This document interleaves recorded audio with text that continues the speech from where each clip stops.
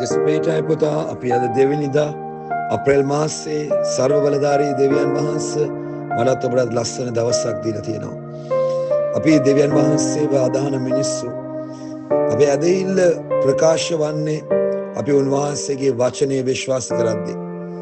අපි මේ ලෝකයේ ආකාරයට සමාන නොවී දෙවියන් වහන්සේගේ ආත්මයේ ආකාරයෙන් වචනයේ ආකාරයෙන් ජීවත් වෙන්න කියලා බයිබලයේ අපිට ගුරුහරුකම් දෙනවා. ඇයි මෙතරම් වැදගත් වෙන්නේ දෙවියන්ගේ වචනේ අපි අදහන්න? මේක වැදගත් වෙන මූලිකම කාරණාව තමයි අපේ විශ්වාසයන් අපේ ඇදහිල්ල ලබා දීපු දෙයක් නෑ අපිට. ඔබ ජීවත් වෙන්නේ ඔබගේ අභ්‍යන්තරයේ කැඩපතක් තුලයි. ඔබගේ ආදායම, ඔබගේ දරුවන්, ඔබගේ බිරිඳ, ඔබගේ සැමියා, ඔබගේ නිවස, ඔබගේ පරිසරය, ඔබගේ වටපිටාව මේ සියල්ල ඔබගේ අභ්‍යන්තරයේ ප්‍රතිබිම්බයක්.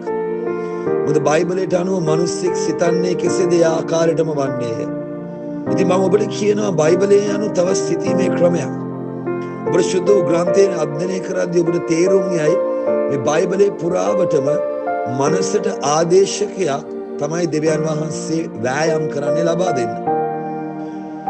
සොලොමන් රජුරෝ අපිට කියනවා හිතෝපදේශකේ සිතින් ගණන් ගන්න ආකාරයටම වන්නේය. ඔබ සිතින් ගණන් ගන්න ආකාරයටම වන්නේ කියන එක මම ඔබට පොඩි උදාහරණයක් දෙන්නම්. ඔබ සිතින් ගණන් කරොත් 10ක් තියෙන තැන 5ක් කියලා ඔබට එතන 5ක් තමයි තියෙන්නේ. ඔබ රතු පාටට සිතින් ගණන් දුන්නොත් මේක දම් පාට කියලා මුළු ලෝකෙම මේක රතු කිව්වත් ඔබට දම් තමයි. ඔබ කිව්වොත් පොඩි හෙම්බ්‍රිස්සාව උණ සන්නිපාතයක් කියලා නියුමෝනියාවක් කියලා සිතින් ගණන් ගන්න ආකාරයටම ඒක එහෙම වෙනවා. ඉතින් ඔබ අවබෝධ කරගන්න සුද්ධ වූ ග්‍රන්ථය අපි සිතන ක්‍රමයට ඍජුවම බලපෑමක් ඇති කරන බලවන්තම මේ ලෝකේ තියෙන ඖෂධය. අපේ සිතුවිලි කොතරම් වැදගත්ද කියලා අපිට බයිබලය කියවද්දි තේරෙනවා. මොකද හේතුව බයිබලයේ අදහන්නා දේව වචනය තුල තිබෙන ඒ සත්‍ය සිතුවිලි අදහන්නේ. එලියා තියෙන 아무තු දේවල් නුඹට සියල්ල කරන්න පුළුවන්.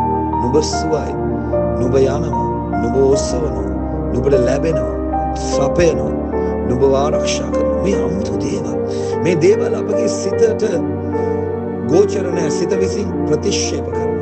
බයිබලයේ කියන අපි සිත කරන කොටගෙන ජීවත් වෙන මිනිස්සු. සිතම දෙවියන් වහන්සේට ඔබට ආශිර්වාද කරන්න බැරි ලොකුම බාධාවයි. ඒකද මම ඔබට කියනවා අද ඔබ දෙවියන් වහන්සේගේ සිතුවිලි විශ්වාස කරන පෞල්තුමා දාවිත්තුමා බයිබලයේ ගීතාවලියක 139 කියනවා ස්වාමීනි ඔබගේ සිතුවිලි මට කොතරම් අනර්ගද. ඒවා ගණනින් ගණන් කරන්නට බැරි තරම් මොහොතේ වැලිකට මෙන් විශාල වන්නේ. මගේ දරුවෝ දාවිත්ගේ සිතුවිලි කොතරම් මනරම් ජීවිතයකට උදව් උපකාර කරාද.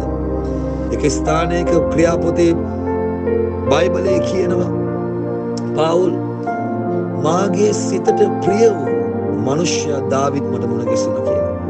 දෙවියන් වහන්සේ කියන ඔහුගේ සිතට සමාන සිතක් දාවිත් තුළ තිබුණා. කොතරම් මනරම්ද. ඇයි ඔබට බැරි? ඇයි මට බැරි? ඇයි මේ ලෝකෙට බැරි?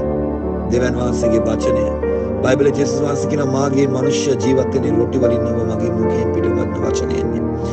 ඔබ අසනීප තත්වයක් තුළ ඔබගේ සිතට ගෝචර විදිහට හිතුවොත් මං අසනීපයි දැන් මං ලෙඩයි මාව මේකෙන් මාව මැරෙයි දන්නේ මේ වගේ දේවල් එද කියලා. ඒක හරි. ඔය සිතින් ගණන් ගන්න ආකාරයට නෙවෙන්නේ.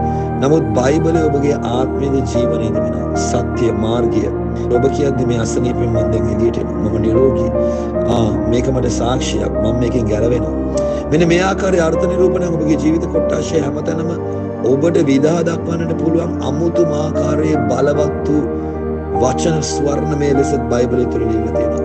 කියවන්න, අධ්‍යයනය කරන්න, නියම කාලට පළදරන කොළ නොවන ගසක් බවට පත් වෙනවා කියලා බයිබලයේ කියවන්නට ගීතාවලිය එකේ ලියලා තියෙනවා. යේෂුවර දෙවියන් වහන්සේ කියලා තියෙනවා මේ ලියවිල්ලෙන් වමටවත් දකුණටවත් හැරෙන්න එපා. මේකේ ලියලා තියෙන දේ විතරක් ඔබ විශ්වාස කරපන්. ඊට ඔබට සුභ සිද්ධි වෙනවා යනාමතර. මගේ දරුවෝ විශ්වාස කරන්න. දෙවියන්ගේ වචනය අද ගන්න. ඒකේ ලියලා තියෙන දේක් කියවන්න. ඒක ඔබගේ සිතට යවන්න. ඒක විශ්වාස කරන්න. ඔබට තේරෙයි ඔබේ මුළු ලෝකෙම වෙනස් වෙනවා. God bless you. ජේසු පීඨයි.